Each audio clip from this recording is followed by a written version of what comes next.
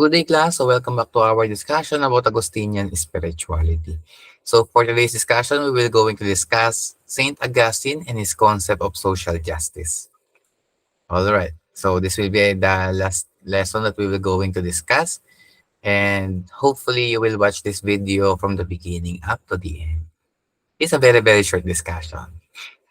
All right. So let's proceed. So first, I would like you to know the background why Saint Augustine used the term justice. So on the writings of Saint Augustine, uh, he referred to justice, the word justice, in a three different sense. Okay, so there are three general meanings of justice for Saint Augustine. First is justice, the habit of the soul or the virtue whereby one gives to each individual his due. So as we discussed before on our philosophy class, no, when we define justice, it is giving what is due. Okay, that's a basic definition of justice.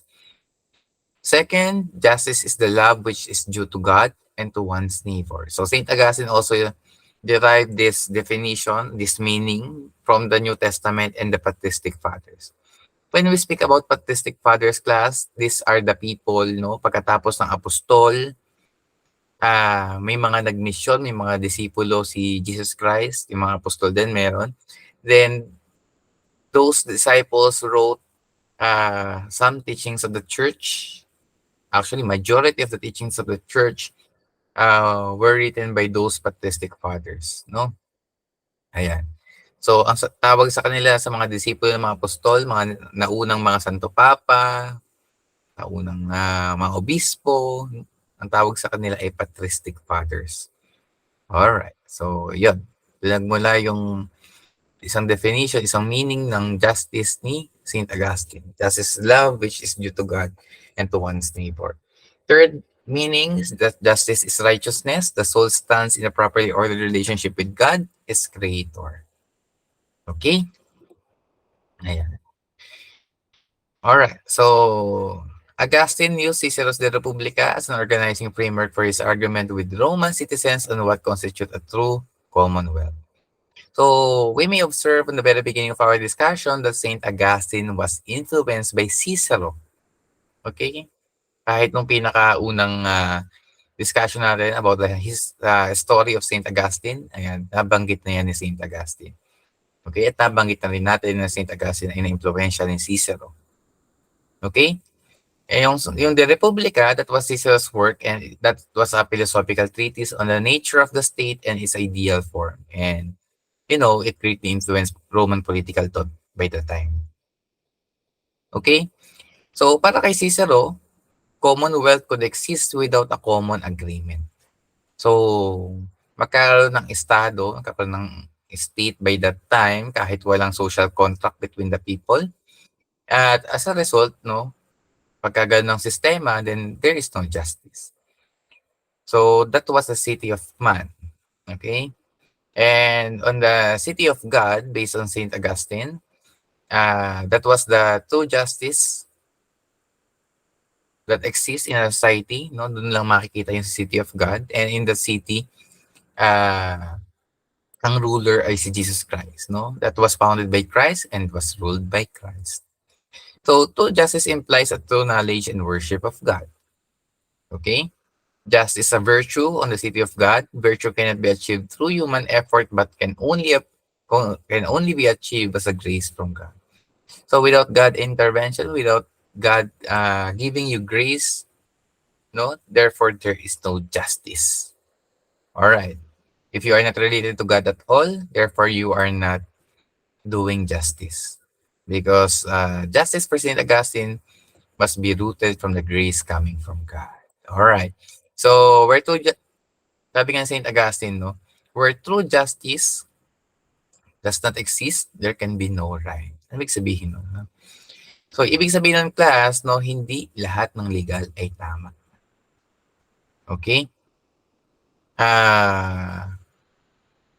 Kung hindi mo may experience sa tunay na hustisya, which was coming from God, no, therefore wala kang karapatan. Okay? So, kasi ang justice para kay Saint Augustine ay hindi lamang ang pagsunod sa mga legal. Okay?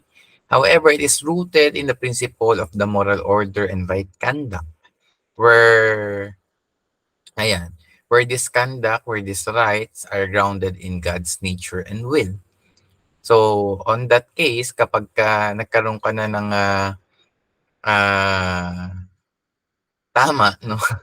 Ayan, hindi, pagka nagkaroon ka na ng ah, ano ba 'to, if you already have the moral order and right conduct, no, sa buhay mo, then you will also be a legal person, no? Magiging legal na lahat ng ginagawa mo.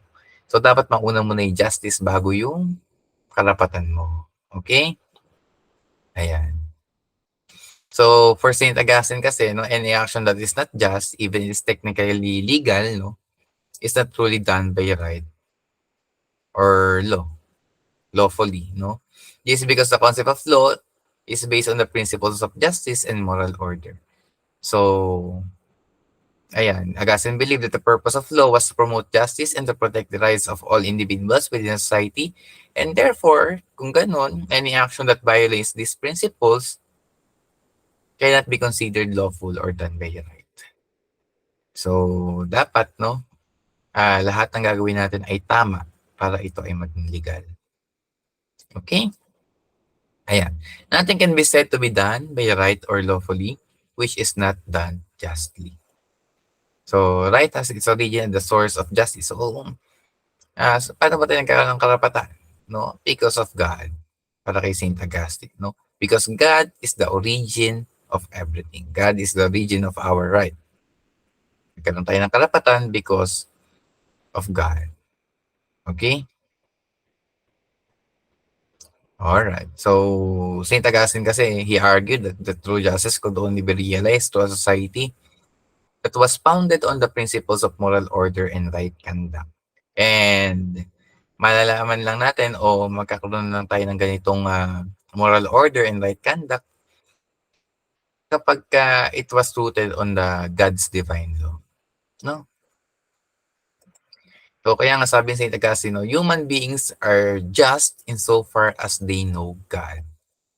Human beings are just insofar as they know God. Human beings fail to live justly because of ignorance and human moral weakness. Kaya nahihirapan tayo mabuhay ng naayon sa turo ng Diyos because hindi natin alam at marurupok tayo. Alright? Ayun. So first, ignorance. Ayan, isa-isahin natin. So the incapacity to know oneself, the other, and God with moral clarity.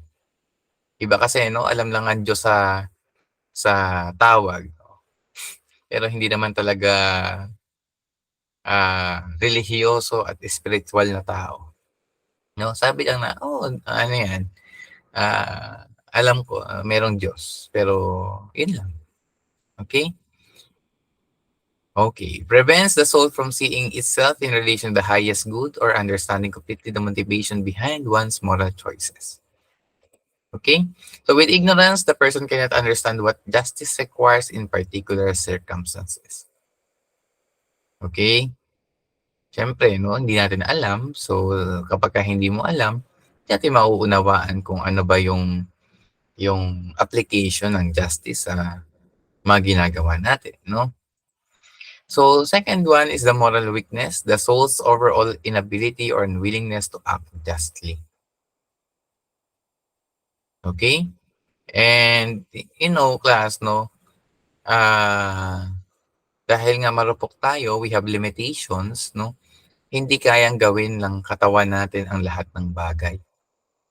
Okay? At dahil nga hindi natin kayang gawin yon at nahuhulog tayo sa patibong ng kasalanan, then, ayun. So, we fail to give justice to society and to give justice to God. Okay? Kaya para St. Augustine, ignorance and moral weaknesses impede the formation of a just society. Yan. Kaya pipigilan niya ang pagbuo ng isang just society. So according to St. Augustine, intellect plus will equals human action. So the moral object of knowledge is, in some respects, also an object of love. That which is not known cannot be loved. So kapag parang sa buhay 'no, hindi ka puwede magmahal ng hindi mo kilala, okey? So, you that which is not known cannot be loved. So dapat kilala mo muna para malaman mo, para, mahalin mo, okey? Yun. So morals of deception and self-reliance, ayan, such as belief that one can act justly through one's insights and strength independent of God who is the source of justice. So failure in the exercise of true justice. Okay? Ayan.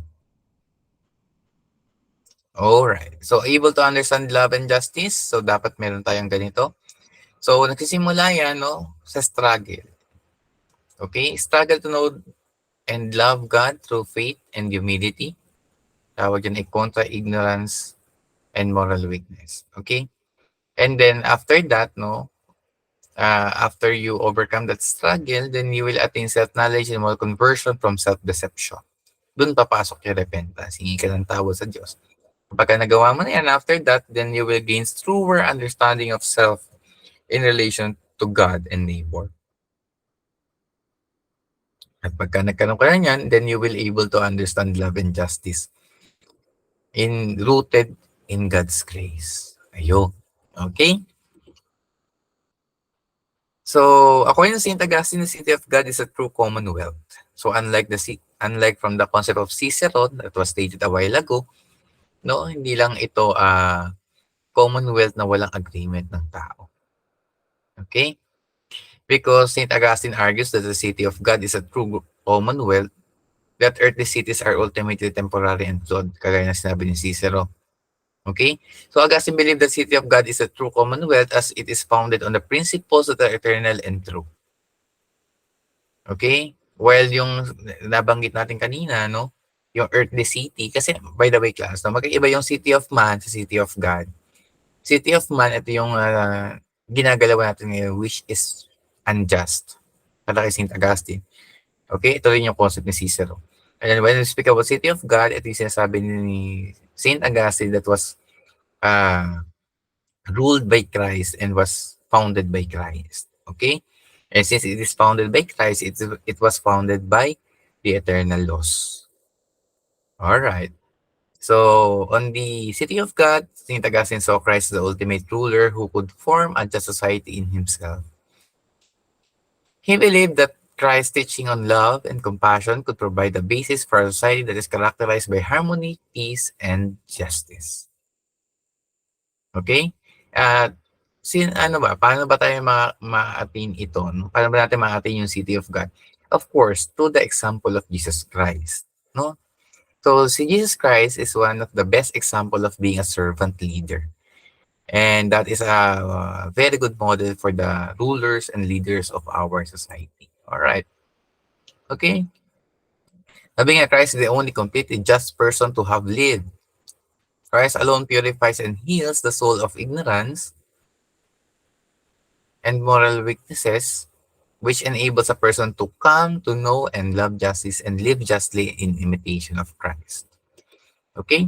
Living justly means loving one's neighbor in a way that aids them in living justly by enabling them to love themselves, their neighbor, and God in a manner prescribed by the divine law and by the example of Christ.